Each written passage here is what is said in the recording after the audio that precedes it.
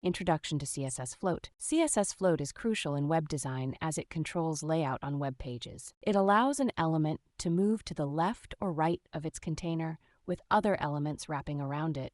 Understanding CSS Float. CSS Float is used to wrap text around images or create multi-column layouts. It accepts several values such as none, default, left, right, and inherit. Example img float right will make an image float to the right with text wrapping around it on the left. Clearing the float. Float can sometimes cause unexpected results like parent elements collapsing due to not recognizing the height of their floating children.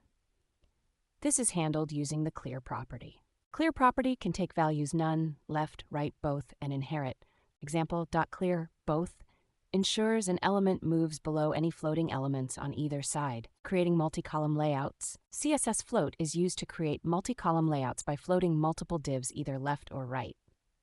Example column float left with 50%.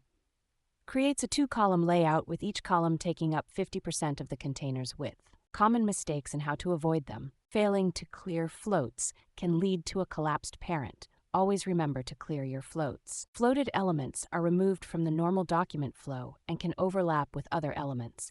Use margins to avoid this. Float impacts not just the element it's applied to, but also the surrounding elements. Careful layout planning is necessary. Conclusion: the CSS Float property is a powerful tool for controlling layout, but can present challenges. Understanding how it works and how to troubleshoot common issues is important for aspiring web designers.